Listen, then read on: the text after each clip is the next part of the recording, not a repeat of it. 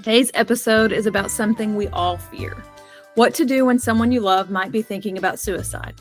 I'm joined by two acceptance and commitment therapy specialists and authors, Matt Boone and Dr. Jennifer Gregg, who share not just clinical expertise, but real relatable advice on how to show up without panic, judgment, or trying to fix someone. This episode will challenge how you think about suicidal thoughts and give you the tools to respond with empathy and courage. Welcome back to the Suicide Prevention Lady podcast, where we make intervention easy. I'm your host, Dr. Rikki Turner, and I am a suicide intervention expert. Please take note, I am the thinky kind of doctor and not a medical professional. So please do not take anything you hear in this episode as medical advice. All right, welcome to the podcast today. We have Matthew Boone and Jennifer Gregg. Hi. Hi. Hello. Hi, welcome to the podcast. It's always fun to talk to people who are in the field, doing the work, doing the hard things, paying attention to what I have called, I don't know if you guys agree with this or not, a mental health crisis, it seems like, in our country right now. So I want to give you guys a chance to tell us a little bit about yourselves. Go ahead. Jennifer, you want to start us? Sure.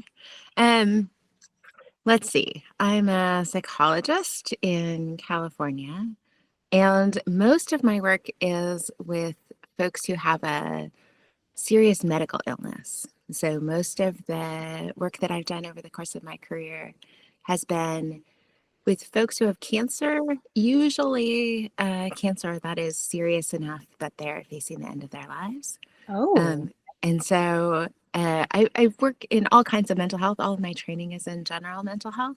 But over the years, I've more and more specialized in working with folks who are kind of contemplating how to live their lives in the context of a serious medical illness. Gotcha. Okay, that's so interesting. And I have about 1 million questions already popping into my head. So super excited about that. Matthew, you want to tell us about yourself? This is a colleague of mine. So Sure, you can call me Matt. Only my mother and my sister call me Matthew. And when they're I continue to do it too. I don't know. Yeah.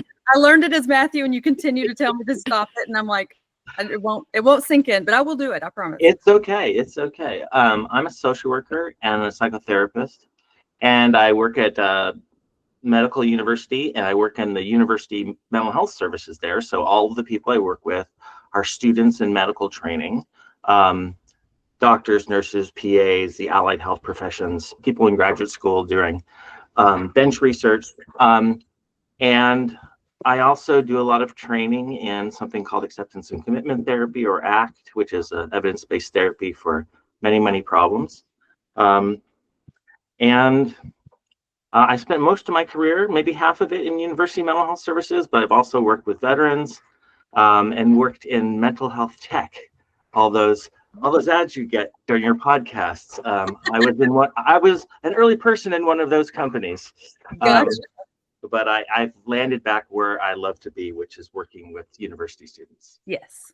And that's where, for the audience, that's where Matt and I met and kind of bonded, was over the love for mental health services in college students. And then you and Jennifer are colleagues, or class. What's the story? How did you guys meet and become colleagues?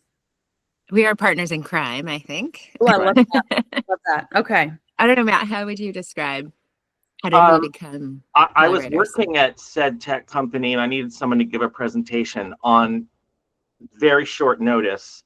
And it had to be a mother, because it was a presentation for parents. And I was told no one would trust anyone but a mother. And I'm part of a professional organization. And I was like, well, I think this woman is at San Jose State, and she's got to have kids. So I emailed her out of the cold, knowing that she trained in the same model that I train therapists in. And she came in and she did a practice run, and I almost cried. It was so good because I was so stressed that we wouldn't have somebody. And then I was like, I want to be her friend. And then we wrote 2 books together. I love it. Yeah. I love it. It's like kismet, you just You find your person and you figure out a way to be in their lives. I love it. Yeah, I thought it was, a strange moment of I've been a peer-reviewed certified trainer in this therapy for many, many years, and I got called because I'm a mom. Nothing, there was not a lot of oh, you're the best person for the job. It was, I don't know you're a whoever mom, you are, right? but do you have a uterus that you use? Yeah. Has your uterus been used? Yes. That was it. That was the only qualification. Yeah. I mean, once you become a mother, it's like all of a sudden that is your only identity. It's like you go like, it's so funny. My son, he's 15 and who cares what mom has ever done? Accomplished. Who cares about that? You go anywhere and it's like, oh, Sam's mom. Oh, Sam's mom. And I'm like, yeah, that is my only identity now. Yep. Even when being invited to do a training. Yeah. But hey, we'll get our jobs wherever we can get them, Right? That's fine. You want me to come speak because I'm a mother? I'm in. So I realize I could probably have a whole other podcast episode with you, Jennifer, and we may explore that. But I want to talk to you guys about how the work you've done has, what have you seen in regards to suicide? And I know a lot of, I know that's a kind of loaded question, right? You could go in a million different directions with this.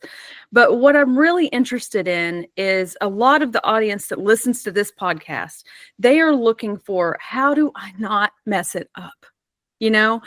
I'm worried about my child. I'm worried about my friend. I'm worried about my coworker, whatever, something's not right, but gosh, I don't want to be wrong. I don't want to like check on them and then like give them this idea that, there's something wrong with them and maybe they should be considering it. I hear so many things, so many different fears around that. And so what have you seen in working with clients?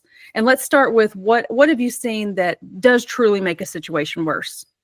I would say as a professional, and I'd like to think this happened mostly early in my career, is if I'm concerned about someone's safety, to go in big. Oh yeah. To let my own anxiety about the safety of this person and doing a good job leak out and influence how I interact with the person. Because if someone is really hurting, they don't need someone leaping all over them to make sure they're going to stay alive by tomorrow or whatever. Like with my when I teach people how to do therapy, when I have a supervisee and someone says that they have suicidal thoughts, I instruct my advisees, if there's enough time in the session, to wait at least 20 minutes before they start trying to make a safety plan. Because what often a person who's struggling with those kinds of thoughts is also struggling with pain, immense pain. Mm-hmm. And the best thing we can do for people is hear their pain. And of course, as a professional, you want to help them remain safe. But first, hear about the pain. Hear what they're struggling with. Yeah. Let that pressure valve release. That's what I when people are wondering what I talk about, I liken it to an Instant Pot, right? Like a pressure cooker. When the pressure builds up, and if you want to eat that food, if you want to get to what's inside, you got to let the pressure release so you can actually open it up, and it can be so therapeutic to get that out. Yeah, the metaphor I think of is not just like letting pressure out, but when you're hurting that bad, whether or not you have thoughts of suicide, you usually feel very alone and unseen. And so it's a chance to be seen and heard, witnessed, and validated in what you're going through, which I think is one of the most powerful interventions you can offer somebody. Yes. Right. Yes. And I would add that the presence of thoughts is just so prevalent, especially now. Yes. Like the presence of thoughts about killing yourself are vastly different than intention to action. Mm-hmm. And we know, just post-COVID, the data on the number of people who in the last 5 years have contemplated suicide is strikingly high. Yeah. And Yeah. so those thoughts can serve lots of different functions for people. Sometimes they're really terrifying and scary. And what Matt's saying, like the isolation and alienation of experiencing those thoughts is the most overwhelming part. Yes. And what we can do is let people sit next to someone who's suffering with the message of you're not by yourself. Yeah. And sometimes the function of those thoughts, the reason we're having, like those thoughts are showing up because it's tempting to think of a way that the pain could stop. Mm-hmm. And the thoughts themselves a little bit release some of that pressure for people sometimes. Mm-hmm. That sometimes just imagining that there is a way out of the immense pain that I'm in right now feels good in and of itself. Yeah. Now we want to help people come up with other ways to sort of cope with intense pain, but ultimately suicide and even thoughts about suicide often are ways to feel like there's some place you've got some control. Mm-hmm. You hit on the control. Yeah.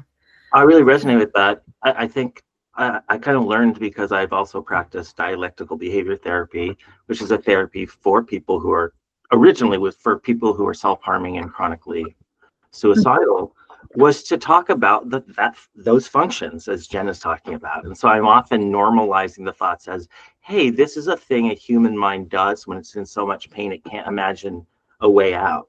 Mm-hmm. But of course there are ways out, so you don't need to feel ashamed for having those thoughts. But my job is to help you find other skills, other avenues for making it through this hard time. Yeah. Yeah. I love that. So talk a little bit too, and this is a segue probably before I really wanted to do it, but that's okay. It seems natural. So when you're working with clients who, and I'm going to go both here, so you guys can choose whichever one resonates. But when you're working with a client who is contemplating suicide versus if you're working with a client who has somebody in their life, or maybe they lost somebody by suicide, they're adjacent but are dealing with this. The therapy that you guys have books about and talk about, tell me how that aligns and how you use that in working with these type of clients. Matt, why don't you do the person contemplating suicide and I'll talk about the partner. Oh, okay. Okay.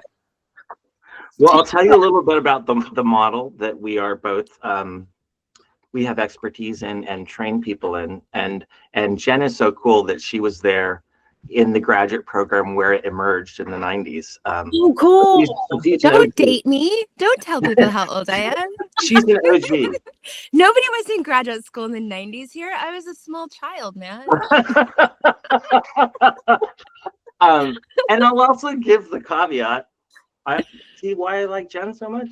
I'll give the caveat that I'm not an expert in suicidology, but I'm a practitioner who regularly works with people every day. And I have expertise in acceptance and commitment therapy, or ACT. And so ACT, in a nutshell, is based on the principle that we all know but often forget, and that science backs us up, but we don't ever think about when we're in pain, which is that if you have something you don't want inside you and you try very hard not to feel it or think it, it's likely to come back stronger and more persistent. So the acceptance part of acceptance and commitment therapy is learning and living a variety of ways of making space for what goes on inside you. So making space for pain, making space for pleasure, getting to know your mind intimately without getting into argument with thoughts you don't like, but knowing that your thoughts don't dictate your actions. And then as you get out of that business of fighting your thoughts and feelings, you put your energy into a meaningful life based on your personally chosen values. And so that's the commitment part of acceptance and commitment therapy. And as part of ACT, we don't treat any thoughts and feelings as bad. Sure. And we don't try to change any of them. What we do is we try to change our relationship to them. We try to live alongside them differently. Okay. Knowing that they're likely to show up. And if we're trying to, like, we can't erase our brains. And if our brain has a habit of throwing us a scary thought in particular situations, we need to plan for that. How Mm-hmm. will we respond? Yeah. And the final thing I'll say is that, I mean, the best way to think of it is that many ways of personal development or therapy are kind of about trying to feel good. And ACT could be said is about trying to live well, no matter what you're feeling. Okay. Okay. I like that. Accepting. It makes me think of, especially with people, and this kind of segues well into Jennifer's, but it makes me think of like people with chronic disease, right? Or autoimmune diseases and Yeah. stuff like that, where it's like, I'm one of those people.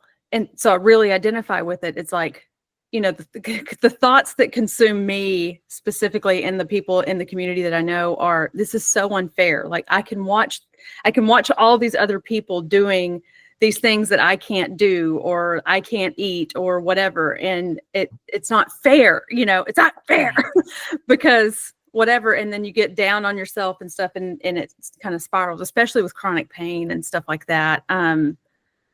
Yeah, and interestingly, I'm also a person with multiple chronic illnesses, including chronic pain for 30 years. And ACT itself has a giant research base for chronic pain and for chronic illnesses generally. And so what we might say is that thought, it's not fair. Of course you think that. Yeah. Where do you think that? Is that a habit of your mind? Yeah. And then when that shows up, what happens next in your behavior? Mhm. Are you living out a life that's most meaningful for you within your limits? Mhm. Or are you closing your life up and narrowing it and limiting your possibilities? And Mhm. could we learn to have a thought like it's not fair, which is inevitable, Right. and develop a relationship with it in which we don't get entangled and spend our whole day thinking about it? And we carried along with us with compassion while we live out our lives meaningfully, doing the things that we really care about, that we're capable of doing. Mhm. Oh, when you said the thing about carrying it with us with compassion, like it literally brought a tear to my eye. I was like, I just had this moment of like, oh, and just being kind to yourself of like, it's okay to have that thought and feeling. It's okay. That's Right. normal. Let's feel that and let's continue to move on and have a life of meaning. I love that. I love it. Okay. Sorry.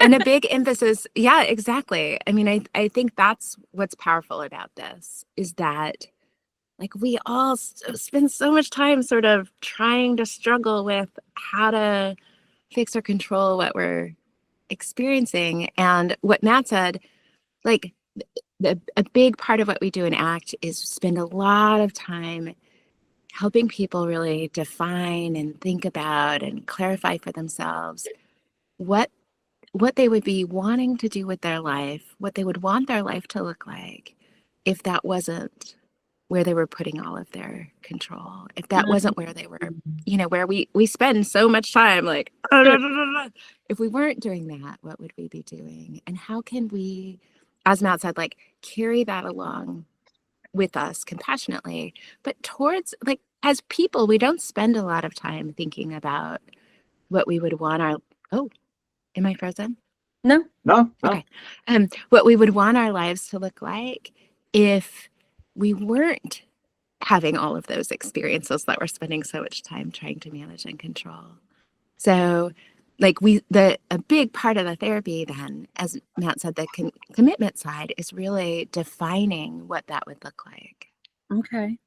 Okay. Yeah. And so, I might ask, let's say if you're in my office and you were having a really bad day and you were really wrapped up in the it's not fair, in the most gentle way I could possibly do, I might invite you to think about what would a day look like lived out, focused on that thought.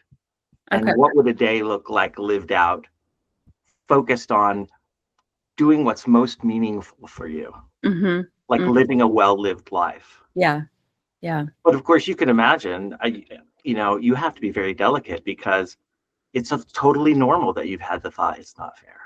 Yeah. Yeah. And if I might even call it a truth, it's not fair, but, Yeah, right. but is it working for you to hold on to that so tightly Right. and then do all the things that follow from holding it tightly? Right. Right. Yeah. Like lying in bed all day or doom scrolling or whatever your habits are. Yeah. Go, Jen. And to bring it back to suicide, I will say the content of thoughts about suicide feels so much scarier for people, both the person experiencing them and their loved ones. Like the content of, ending your own life feels so big and scary. And in some ways, we do want to take those thoughts more seriously in some ways, because the way that this works is we spend a lot of time trying to change our thoughts and feelings in order to kind of get through the day. And if we say, okay, well, I just need to get through the day today, we don't want to take that piece away from people as well. But so while we're talking about like, just make lots of, bring those thoughts with you, that is ultimately what we want. And lots of times when those thoughts feel really scary, people get reactive to them in ways that make them kind of more overwhelming for them. Yeah. So we want like this process when the thoughts are, I think I'm going to kill myself, is a slower build towards helping people be able to notice that those are thoughts. I wouldn't want your audience to hear us saying like, oh, those are just thoughts. Right. You can just carry them with you. Don't worry about it. Because we also know that behind all those thoughts for those people is a tremendous amount of pain that we don't want to minimize. Right. Yeah. And making room for that pain and carrying it with you sometimes takes more kind of developed skills. Gotcha. Okay. Yeah. So yeah. Thank you so much for clarifying that. So, in a suicidal crisis, if someone's in my office and I'm really worried about their safety and they're really worried about their safety, I probably do what most mental health professionals do. Find out what's going on, help them change the changeable things that are causing stress in their life, help them make a plan to keep themselves safe, increase the resources that they're accessing, increase the connections they have with people they love in their life that they can rely on. Just what every other mental health professional would do. Yeah. In the broader context of the therapy, if this is a thing that comes up for them, I want to teach them that they can carry pain and the habits of mind that say, this is a good way to escape from pain, become less and less like their toolbox expands. So that becomes, they don't just have this toolbox where their mind is going to, I need to end my life. They have a toolbox where they have a lot of options of things to do. Yeah. When they have a thought like that, and there's less shame about that thought showing up. And there's a much deeper understanding of how that thought likely takes them away from living a meaningful life. And if we, sorry, go ahead, Matt. No, go ahead, Jen.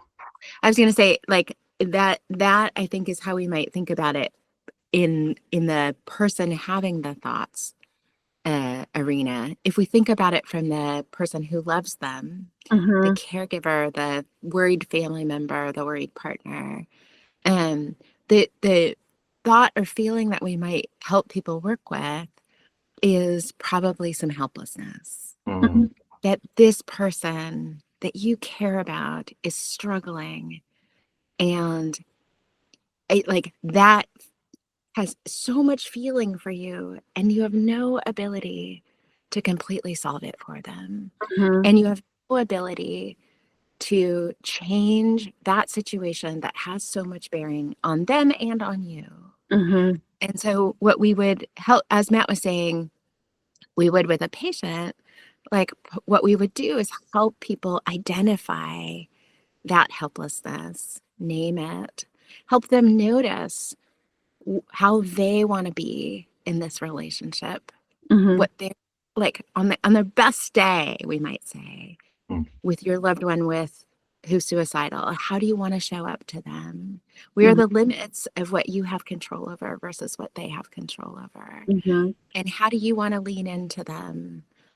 Kind of keeping your eye on your own side of the street. When somebody you love is suicidal, you spend all of your time kind of focused on what's happening on their side of the street with good reason. Sure. But that lends itself to more and more of this helplessness of like, now they're really upset, I need to solve that. But you don't have a direct mechanism for solving that. So the helplessness just gets bigger and bigger. And in an attempt to try to control the helplessness or change that, you do kind of what Matt was saying. We're like, yeah, jump in, out of your own anxiety.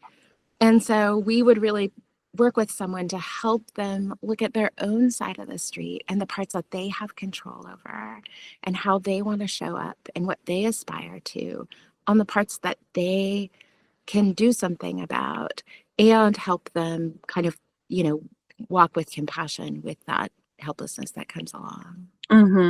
Yeah, actually, just in my office yesterday, this was not about suicide, but it was an analogous situation with a person whose partner is in a lot of distress and has been for a long time and suffers a lot. And we were recognizing that my client felt very, very helpless about not being able to solve that pain, and is in a trajectory of growth where they're learning to let go of trying to solve the pain. And what that meant was really encountering that pain of helplessness and the grief of letting go. Yeah. So like what we, at some point in the session, we both were just like, let's just sit with what we can't do and feel that feeling, not in a way that's dwelling in it or succumbing to it, but making space for it and room for it. So it doesn't drive us in directions that are not productive, both to us and the people we love. Yeah. Yeah. I love that, the way you're talking about that, because like when I go and I speak to groups or whatever, and I teach, my goal is just to dumb it down to just as easy to understand the general population. Here are 4 things. At any point, if you encounter somebody who you suspect is suicidal, you can at least do one of these. There's no situation you can't do at least one of these things, right? And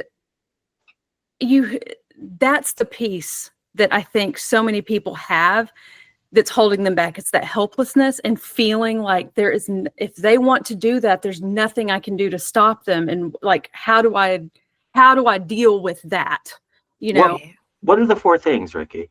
So I say it's an EASE framework is what EASE.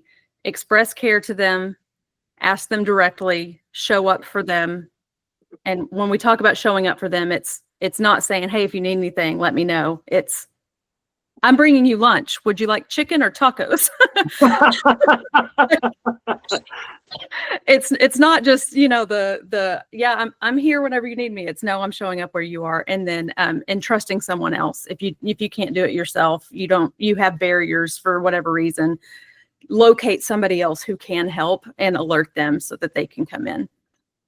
It's lovely because it's really it's a map for what you can do. Yeah, that's control over. Like, these are things you can do. Pick one and go with it. You can do multiple, that's fine.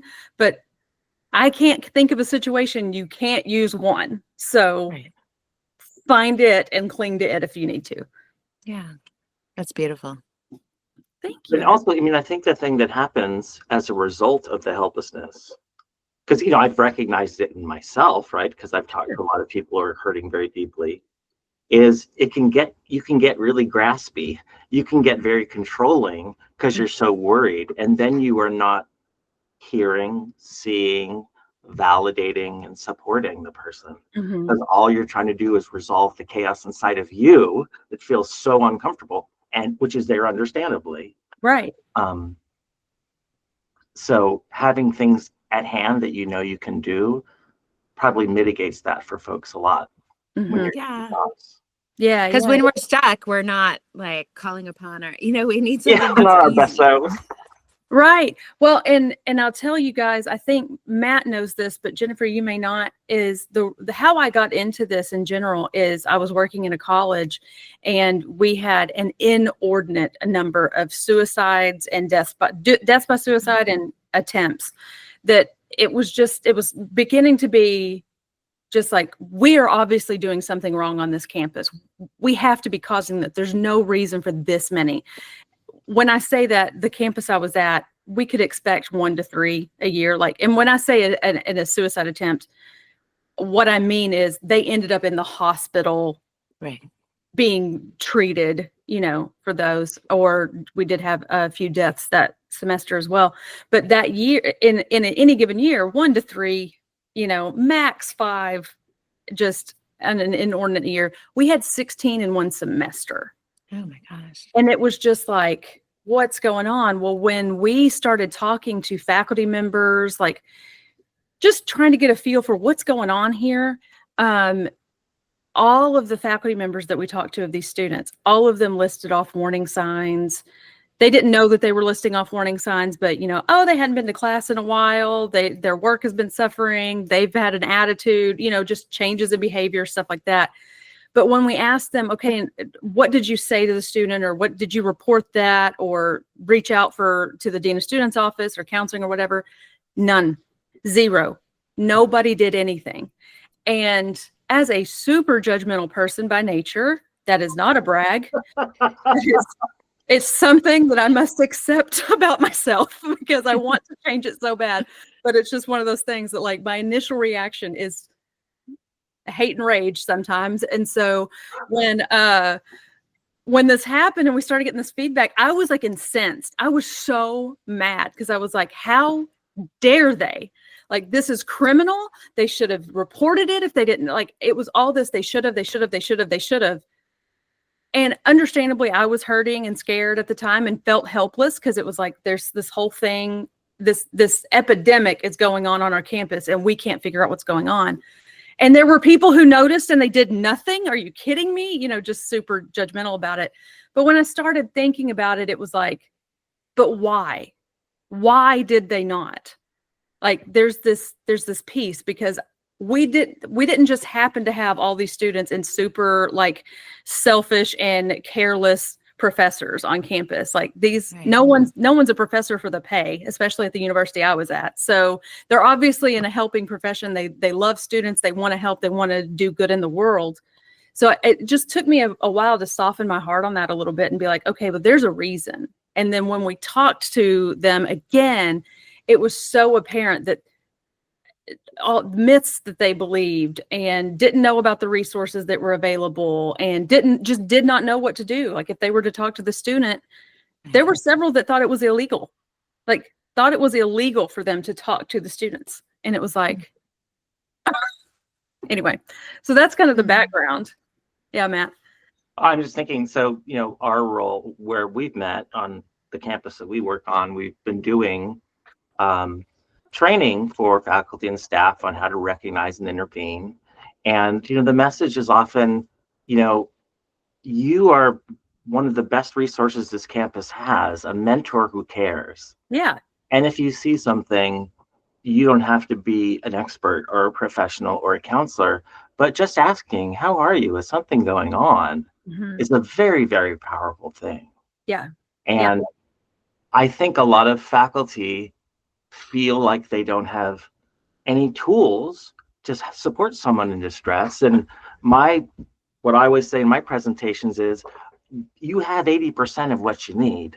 Mm-hmm. I'm just going to name it for you in this presentation and give you a few other ideas. And those things are asking questions, caring, referring, get them to the resources on campus, following up. I mean, it's anxiety provoking for a faculty member, but they have the tools most of the time. Right. But they need to be empowered by someone like me or you, or one of the associate provosts we work with, to say, yeah, hey, you can do it. Yeah. You're an important part of the student's context, and you may be the only one who sees that something's going amiss. And so, by all means, ask them if they're okay. And if you don't feel comfortable doing that, talk to one of us so that we can do that. Yeah. That's the thing. Just get them to the resources. Fine. That's totally fine. Yeah. You're a professor, right? Yeah. I've been a professor for over 20 years. in a psychology department, and I'm a psychologist. And I will say my non-clinical colleagues, so my colleagues who are psychologists who study things that are not related to mental health, it's always amazing to me how overwhelming students' feelings are for them. And I think it's a kind of a nice metaphor for kind of, if you know somebody a little, which is the case for professors, we know the students a little.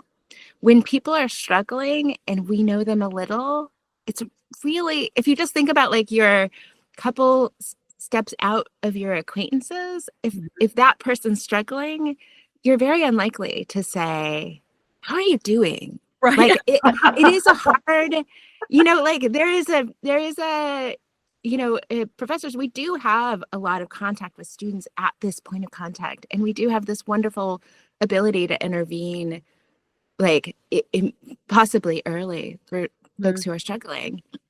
And like one thing to think about is all of us have a lot of people in our lives that we know a little who are struggling. Yes. And it is maybe incumbent on all of us to kind of put on our bravery pants and ask people how they're doing in our lives, because it is, like we are kind of all in this together, and we do have this ability to lean into people in our lives and in our social circles, even when we don't feel empowered to do so. I think the professors that you spoke to, like generally my non-clinical colleagues don't feel empowered to ask people about how they're feeling, just like many of us don't with people the person at the grocery store who looks like they're struggling. Oh, I get comments all the time because everybody knows me. Like my beacon in the world is suicide prevention, and it's just empowering the masses. And so like, I won't shut up about it. Everybody close to me knows this. And I hear all the time, well, I just don't, these are the two that I hear all the time. I just don't want to make it worse. So I'd rather just not say anything at all because I'm so afraid of making it worse. Or basically they're being selfish and dramatic. So I dare them to do it, basically. Those are the two that I hear all the time. And I'm just like, how do y'all still say this in front of me? Well, it's really funny. I'm just thinking they're selfish and dramatic.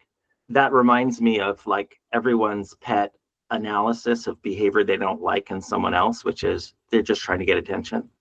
Yep. Like, well, first of all, it's never that simple. And second of all, well, why? Yeah. Probably because they're hurting and they need attention. Yeah. You know what I mean? That's always what I'm like.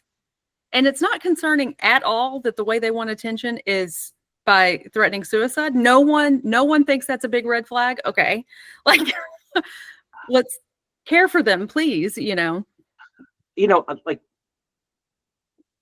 thinking back to ACT, we like talk about like what kind of world do you want to live in? Build the world you want to live in is another kind of metaphor we use. And like, I want to construct a nurturing environment wherever I go, in whatever way I can, and in whatever capacity I have to influence. And so I want people to ask people, how are you doing? Right. I want them to be not afraid to offer to help, Right. I want them to feel emboldened to say, I care about you. I care about your well-being, whether or not it has to do with suicide or not. So you bring up something that I want to touch on, since both of you are practitioners as well.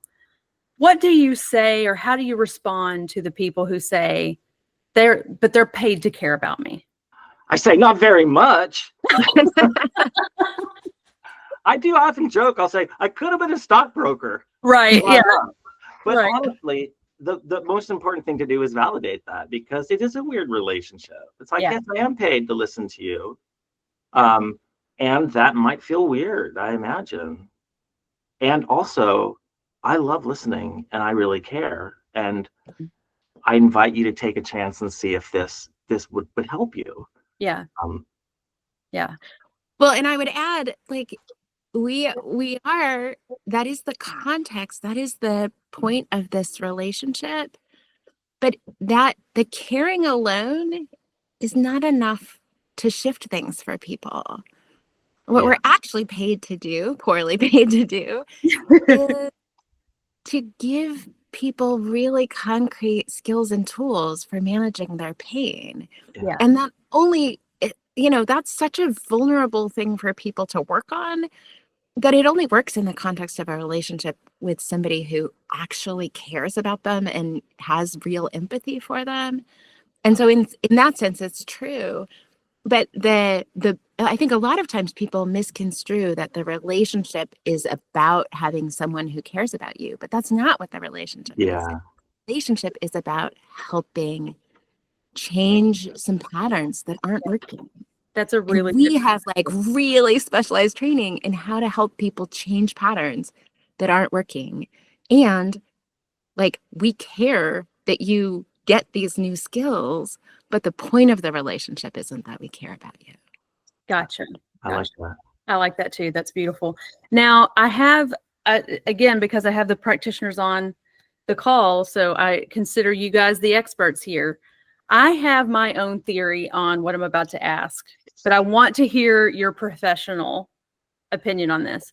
When I speak, a lot of times I will ask people, like I'll put up the rates of suicide, since 1999, basically up and everything. And then I stop it right before the pandemic. I stop it at 2019 and I say, what happened to the suicide rate in 2020 and 2021? And I'll do a poll, and I've never had anybody answer that it would go down. Everybody answered, oh, suicide rates went way up during the pandemic. And then when I show them, no, they went down, then it's like, it's the stunned silence across the room. And everybody's like, well, why? Why do you guys think, what are some reasons that you guys would postulate that might be the reason for the rate, why they went down? Because they are back on the rise, obviously, but. I mean, I would hazard a guess. I didn't know that was what the data show. I do know that during the pandemic, I just saw a study recently that said teenage girls during the pandemic, 25%, like somewhere between 20 and 25% of teenage girls during the pandemic had a plan for suicide, which is an alarming, terrifying, high rate. Yeah. And so I think if completion rates went down, then I imagine that was related to people having more suffering and less freedom, would be my guess. Okay. Because we know just from piles of data that people experienced much higher rates of distress during the pandemic generally. Yeah.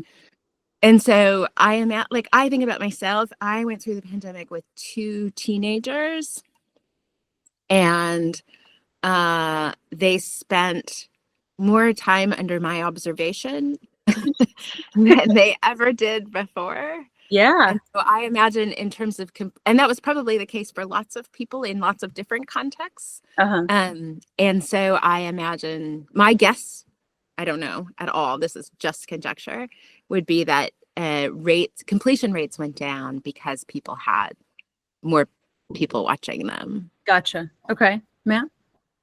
Yeah, I wasn't aware of that stat either. But I would say I would agree with what Jen says, and I might frame it a little bit in terms of opportunity and means. Which is, when you do a risk assessment with someone, you don't just find out what's going on in their mind and how often and how intense it is and what they've been feeling. You don't just ask, is there a plan? You think about the means. Do you have the opportunity? And that's the myth that people have about suicide, that, if you're going to do it, you're just going to do it. And though the pandemic itself was so enormously isolating, it did bring together small pods of people who could see each other and could be in each other's lives. And so the means and the opportunity becomes less powerful. And hopefully some of the communities that were built weren't so driving each other so crazy that they weren't there to support one another. Yeah. I know this from, I worked on another campus a long time ago where we did have, much like your campus, a suicide cluster, or I think that's the term they called it at the time. That was 15 years ago. There might be another term now. And what we what we had at this campus were these beautiful gorges with bridges over them that were amazing, but when people did take their life, they took them in very public ways. Mm-hmm. And there was a big debate in the community about putting nets on the bridges, as there has been in the San Francisco Bay Area with the Golden Gate Bridge. And a truth about suicide is when you take away the means, like the attractive place to do it, that's meaningful, the suicide rates go down. Right. Right. And so suicide's not just about, I've decided it's going to happen. I've never met anyone, in my office at least, who wasn't ambivalent. Right. Like, it's not yes or no. It's like, this is in my mind and I'm thinking about it. And sometimes it feels like the only possibility. So I think the means just wasn't there. Yeah. For a lot of people. But I'd love to see what experts think. You know, this is just off the top of my head at 9 a.m. I know. And that's the thing is, you know, obviously at the time we didn't know the suicide rates were going down. You know, it takes a year or two to get the data in and everything. So my I had a much more rose-colored view of what was happening. Which I had thought about, like what you guys had said too. It made me feel better thinking about mine. So, but my thought was, we were in a global pandemic and all of a sudden everybody was kind of on the same boat. And so all of a sudden, while we were physically isolated, we knew other people were also in the same thing. And there was this like camaraderie almost of like, we're all going through this collective trauma together. And all of a sudden people were so much more accommodating.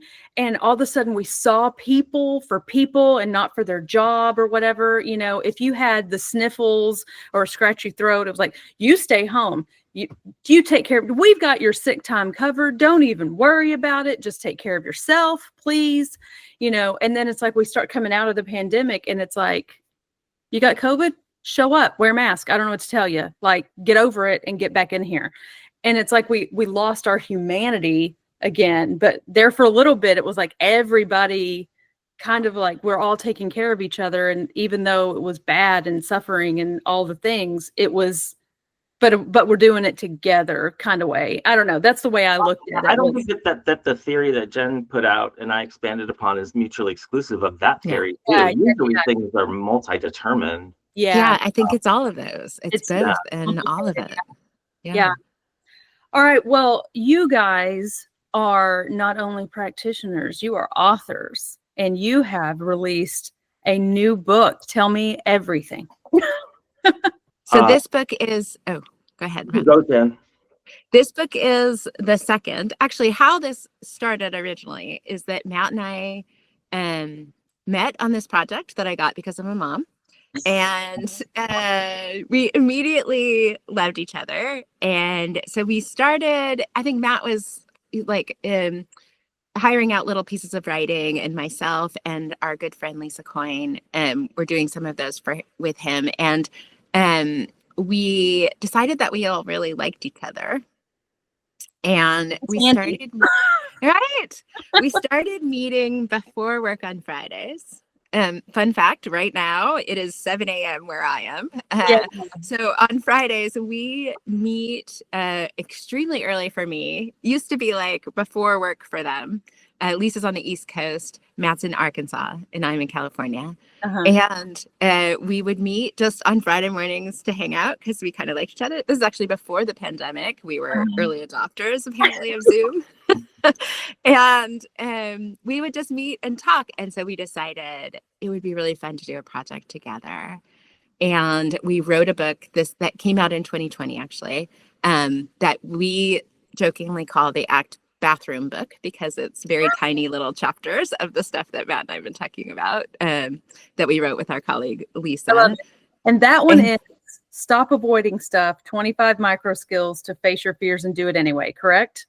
Yes. It's called Stop Avoiding Stuff because I was too chicken to put a swear word in the title. Matt and Lisa wanted to remember all those books with swear words in the title? Jen blocked it. She wouldn't let I us. blocked it. I didn't. So I it's would've not done some amazing stuff, but you can imagine what it might have also been I called. would have done it, hands down. Bathroom book, because every chapter is about 1,000 words long, so it's just long enough to read in the bathroom. But Love the it. publisher wouldn't allow us to call it that. So Yeah. So then we had Matt is an extraordinary like trainer in act extraordinaire. Okay.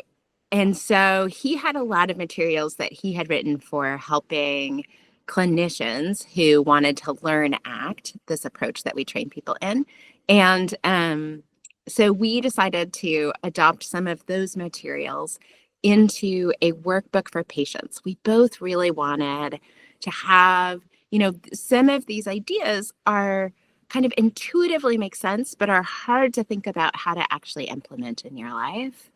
And because there's such a giant mental health crisis across the country, we had a lot of investment in helping people have a way to work on their stuff that's not necessarily going to talk to a therapist. We know not everybody wants to go and talk to a therapist or has access to a therapist. Correct.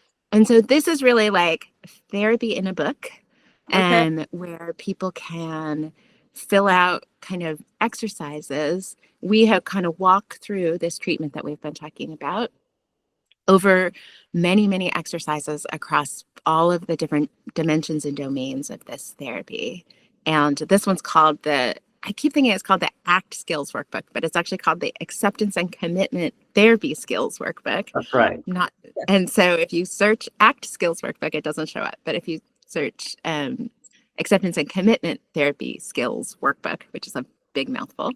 If you're the kind of person who likes like a worksheet to work through, it's probably really good for you. Yeah. So it can be both something you do on your own or something you do with your therapist as part of your therapy. We've also encouraged, I like to train a lot of therapists, as does Jen. It's something that you could use with clients when you're first doing this therapy, as like an adjunct to the work to help guide it for you. But, I want to say in this, like Jen and I both, like we live the principles of this therapy. It's hard not to think of it as a way of living that can incorporate all of your values, including your spiritual values. But it's not like the first book I'd recommend for someone who is dealing with a suicidal crisis. It's not that kind of book. But if you're in a place where you can do some work beyond just keeping yourself safe for now, it's hopefully a really good resource for building the skills to carry pain when it's there without getting wrapped up in it, and to live meaningfully, whether the sun is shining and you feel great, or you woke up on the wrong side of the bed and nothing's going right. Yeah, I love that. And two, I like that because there's so many different people who listen to this podcast, and they, all different types of situations that they're in. To me, I think this is so helpful because it gives a tool. It's cold and flu season, we go get a vaccine, right? Like if we start to feel like symptoms coming on, it's like, okay, where's the orange juice? Where's the zinc? Let's go. I want to beat this before it becomes a problem. And I view this as kind of the same way. Like, even if, you're not suicidal or somebody isn't quite there yet, this is a resource so that maybe we start dealing with the issues before it becomes a crisis like that. And so, well, you have feelings every day, you have negative thoughts every day, and you have opportunities to make choices about how you live every single day. And so if you are practicing using skills for navigating all of that regularly, when a really hard thing comes on in your life, you may be better prepared, and you may have built the muscles to weather that time and get through it to the other side a little bit more gracefully. Yes. And I want to thank both of you so much for putting a tool like this out there and expanding access to mental health care, because we know it's so hard, especially in this country. Like, if you don't have the means, or if you're especially out in the community, if you're trying to access community health care and stuff, it's really, really hard to get in sometimes. And then can be super expensive. So let's see, I looked it up. It's $14.99 right now on Kindle and $22.79 to order new. Like, that's so accessible. I don't recommend Kindle for this because it's a workbook.